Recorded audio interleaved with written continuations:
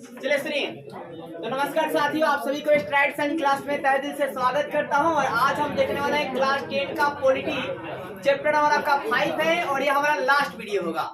और इसी तरह आपका सब्जेक्टिव खत्म हो जाएगा पॉइंट।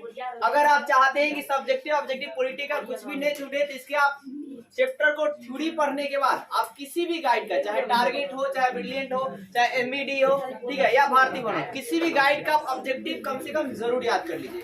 अगर आप याद कर लेते हैं और आप थ्योरी याद कर लेते हैं तो यकीन मानिए आपके सवाल जो है नहीं छूटेंगे और साथ ही आपके पास एक कंसेप्ट मिलेगा। तो चलिए देर नहीं करता, आपको बताते हैं। तो आज है टॉपिक क्या, गैर कानूनी रूप से कमाए गए धन को क्या कहते हैं? तो काला धन कहते हैं। मतलब गैर कानूनी रूप से अगर कोई आप धन कमाते हैं तो उसे काला धन कहा जाता है। जैसे मान के चलिए आप जाते हैं म्युनिसिपैलिटी में कोई काम करवाने के लिए और आपका वहां पर काम नहीं होता है, तो फिर वो बोलता है कि 100 रुपया दो और आपका काम मैं कर दूंगा। तो वो जो धन आदमी कमा रहा है ना, उसी को काला धन कहा जाएगा।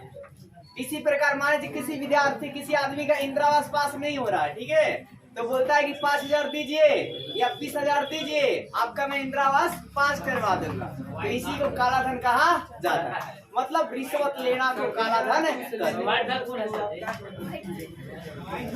जैसे कि मान लीजिए मतलब व्हाइट धन, जितना सरकार ने गवर्नमेंट पैसा दे दिया उतना आपका वो व्हाइट धन है। अब ऊपर से जो आप कमाए वो काला धन है, ब्लैक मनी है। बताइए किस एंगल से आपको काला धन जा रहा है? इतना तो मतलब याद रखिए कि जितना मैंने आपको फी के मामले में कंसेशन दिया है ना, और जितना मैंने आपको रिस्पेक्ट दिया है कि नहीं, मतलब ईमानदारी से जमा कर दीजिए, यकीन मानिए इस फील्ड में इतना ईमानदारी से पैसा के लिए आपको कोई टीचर नहीं बोलेगा। क्योंकि मैं खुद पढ़ा भाई सर, और मैं खुद जानता हूँ कि किस तरह लोग पेमेंट के लिए।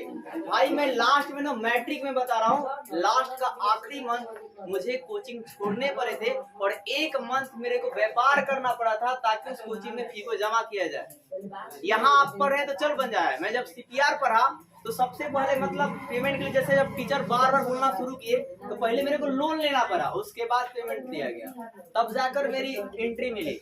और एंट्री में भी अगर आप कार्ड लेकर नहीं जाएंगे बड़े कोचिंग संस्थानों में तो बिना कार्ड के ना कितना हूँ पहचानता रहेगा आपको, बोलेगा बाबू घरे जाओ, बिना कार्ड के एंट्री भी नहीं देता है। इसलिए मैं कार्ड को लिमिटेशन ही करवा लिया था, बोला बरका चुका दे जल्दी से जाएंगे।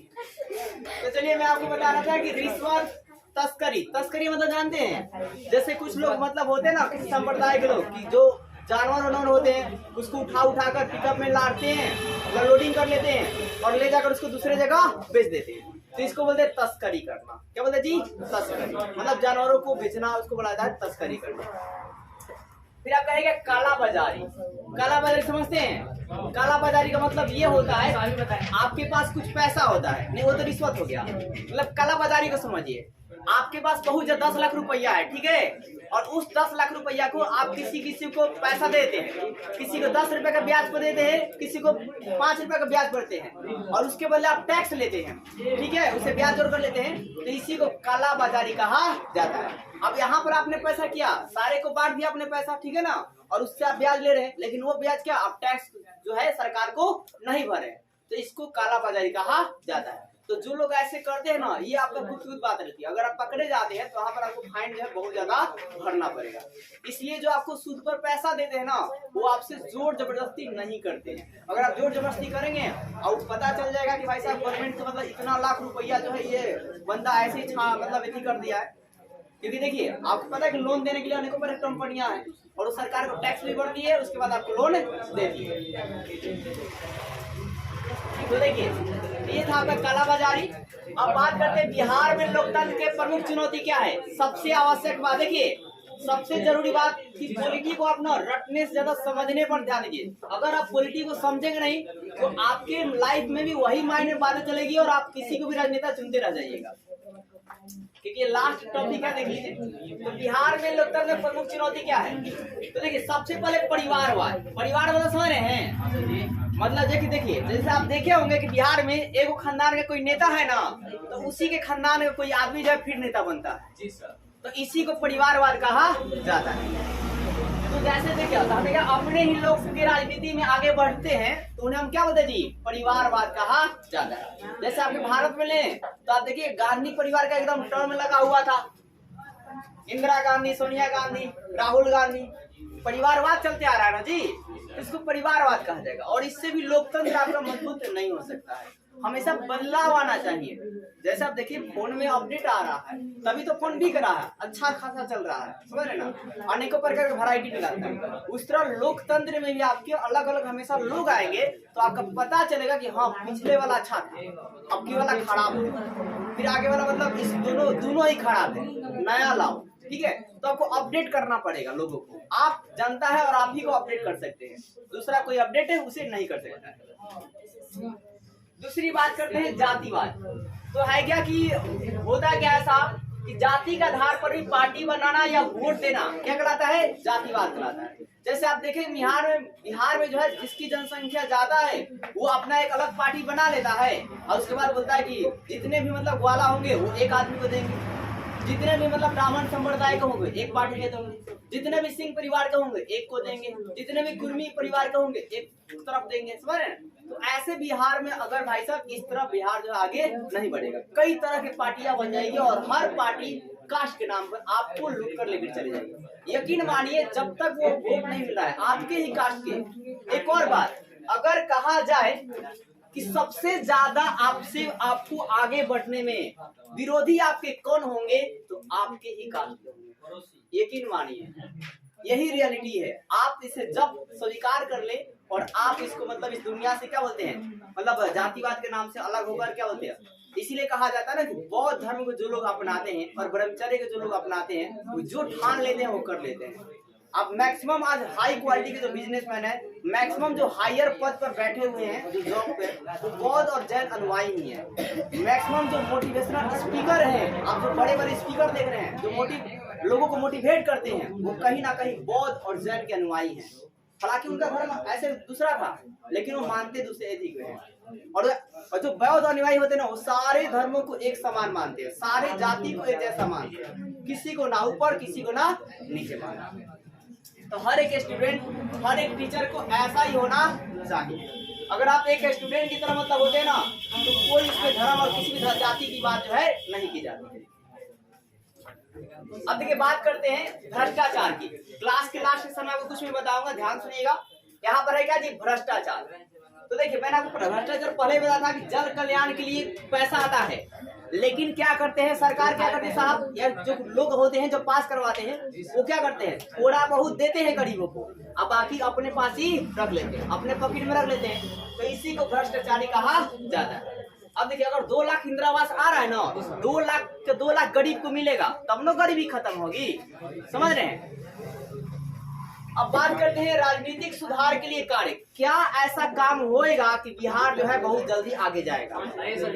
तो देखिएगा ध्यान से, सबसे पहले शिक्षा का प्रसार। हर किसी को शिक्षा का मतलब क्या बोलते हैं, आप देखिए नॉलेज लीजिए और उस नॉलेज का आप क्या प्रसार भी कीजिए। हाँ भाई पढ़ो पढ़ो पढ़ो, ठीक है, मन लगा कर पढ़ो। देखिए कहा जाता है ऐसा कोई भी इसमें बंदा नहीं होगा या कोई भी मतलब इसमें लड़का नहीं होगा, कोई भी स्टूडेंट नहीं होंगे, हम ही बता दे रहा हूँ, अपना नाम बता दे रहा हूँ कि किसी के दिमाग में नहीं चलता है कि मेरे को नौकरी नहीं चाहिए। हर किसी को नौकरी चाहिए आज के जमाना में, बिहार और यूपी में, लेकिन पढ़ना कोई नहीं चाहता। तो इसको आपको मतलब बदलना पड़ेगा। मिनिमम देखिए, और सबसे मतलब जरूरी बात कि अपने माइंड से थॉट निकाल दीजिए कि कौन टीचर कैसा पढ़ाता है। देखिए मैं आपको बता रहा हूँ, सिर्फ टीचर जो है गाइडलाइंस करे और आप सिर्फ सेल्फ स्टडी पर टिके हुए हैं तो आपसे बड़ा तो कोई नहीं है। सबसे बड़ा कोई चीज है तो सेल्फ स्टडी, और कोई चीज नहीं। तो जितना आप से घर पर मेहनत कर लीजिए ना वही बड़ी ताकत है, समझिए। आप जितना याद कर लीजिए, और अभी आप 10th में अगर आदत बना लेते हैं 8 घंटा पढ़ने का, 6 घंटा पढ़ने का, तो 12th में भी यही आदत रहेगा आपका। और 12th में रफ्तार आपको वही रहेगा, 8 घंटा 6 घंटा डेली पढ़ने का। और 12th के बाद भी आप 8 घंटा 6 घंटा डेली पढ़ते हैं तो आपका ग्रेजुएशन होते ही आपका कोई छोटा जॉब जो है आपको मिल जाएगा। और छोटा जॉब जब मिल जाएगा, अगर आपके माइंड में तो लगा ही है कि हाँ नहीं मेरे को बड़ा लेना है साहब, दिमाग में तो है ही, तो उस जॉब से जो पैसा आएगा उसके बाद आप बड़ा सा कोर्स ले सकते हैं ऑनलाइन में या ऑफलाइन में, ठीक है, और आसानी से अपनी तैयारी आगे की भी कर सकते हैं। आप डिपेंडेंट दूसरे पर नहीं रह पाएंगे, ठीक है।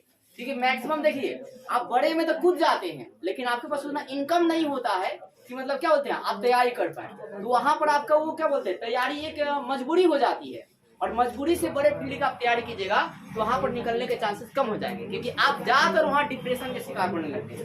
मतलब एक टेंशन रहता है पैसा आएगा नहीं आएगा, आएगा नहीं आएगा, समझ रहे हैं। एक समय अनेकों बार समस्या आती है, इसलिए कहा जाता है कि हम लोग मतलब देखिए मिडिल से भी मिडिल है। अगर आप सोचते हैं कि मिडिल नहीं, मिडिल उसे कहा जाता है जिसके घर में लगभग 1.5 लाख रुपया महीना आ रहा है, तब उसे मिडिल कास्ट कहा जाएगा, समझ रहे। नहीं तो आप मिडिल से भी मिडिल है, मतलब उससे भी लोअर है, समझ रहे।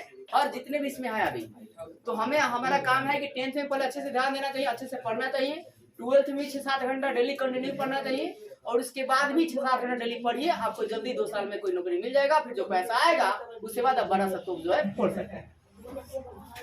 तो सबसे जरूरी बात है क्या जी, शिक्षा। दूसरी बात क्या जी, रोजगार। क्या जी, रोजगार। अब शिक्षा आपके पास बहुत ज्यादा हाई क्वालिटी का रहेगा ना, तो ऑलरेडी आप जो है खुद रोजगार बना दीजिएगा। तो दूसरा आपका सरकार को रोजगार पर ध्यान देना चाहिए। जैसे देखिए बाड़ी जैसे मान के बात करते हैं, महाराष्ट्र की सरकार है, तो महाराष्ट्र के लोग महाराष्ट्र में ही काम करते हैं, थोड़े बहुत ही दूसरे राज्य में जाते हैं। अगर केरल की बात करते हैं, केरल में ही काम करते हैं, दूसरे बहुत थोड़े बहुत जाते हैं। आने वाले दिन में आपको देखेगा यूपी के लोग यूपी में ही काम कर रहे हैं, ठीक है। लेकिन फर्क इतना है भाई साहब, बिहार के लोग जो है बिहार में काम नहीं कर पाते हैं, क्योंकि बिहार में काम ही नहीं है, तो करेंगे क्या। क्योंकि मैक्सिमम जैसे देखिए स्टार्टिंग मतलब आप बोल सकते हैं जैसे कि आपका चीनी मिल था, उसमें मान लीजिए अगर वो चले तो कम से कम 5000 लोग का रोजगार मिलेगा, तो 5000 लोग तो बाहर नहीं ना जाएंगे, उसको ऐसे चालू किया जाए तो उस चीनी मिल को पूरी तरह से कबार उबार कर सब लोहा लकर बेच दिया गया, समझ गए। उसको पूरी तरह से तोड़ डाल दिया गया, मतलब जो व्यापार है उसको भी खत्म कर दिया जा रहा है, मतलब जो राजनेता है उनको मतलब और खत्म कर दिया रहा है। तो यहाँ पर आपको आवाज उठाना पड़ेगा, क्योंकि आप स्टूडेंट हैं और आप संगठित रूप से आवाज। देखिए जब आप संगठित रूप से आवाज उठा देना, अभी नहीं भाई साहब, कुछ पाने के बाद देखिए, जब तक आप स्टूडेंट लाइफ में है तब तक नहीं, जब आप कुछ बन जाते हैं तब जाकर कुछ सुधार कीजिए। अगर कुछ बनने से पहले आप सुधार करने का प्रयास कीजिएगा ना, तो आपको दबा दिया जाएगा और आप जो है किसी दूसरे इलाके में फंस जाइएगा, किसी दूसरे मैटर फंसा कर आपको डाल दिया जाएगा। तो पहले आप बन जाइए, उसके बाद आप सुधार कीजिएगा। अब देखिए सामाजिक भेदभाव, मतलब बिहार में सामाजिक भेदभाव क्या था जी, बहुत ज्यादा चलता है, तो इसको खत्म करना चाहिए। अब इसको खत्म क्या करेगा, जैसे आप पढ़ेंगे तो भाई साहब क्या बोलते हैं, कोई भी मतलब जाति उच्च जाति निम्न जाति, ये बात आपको दिमाग में नहीं चलेगा। फिर बात करते हैं राजनीतिक दलों में अच्छी भागीदारी। जो भी राजनीतिक दल होंगे उनको एकदम अच्छा से काम करना पड़ेगा, तब जाकर बिहार राज्य आपको बहुत ज्यादा सुधरेगा। केरल में जानते हैं केरल की साक्षरता कितनी है, वहां पर एजुकेटेड लोग कितने हैं, 99.99%। और केरल सरकार का कहना है कि 100 करके छोड़ेंगे। तो जब सरकार ही मतलब उतावली है कि नहीं 100 करके छोड़ेंगे, तो 100 हो ही जाएगा। यहाँ भी आपकी मतलब सरकार जब उतावली हो जाएगी नहीं 100% साक्षरता करेंगे, तो 100% नहीं, मान लीजिए 90% भी करेंगे तो बहुत काफी।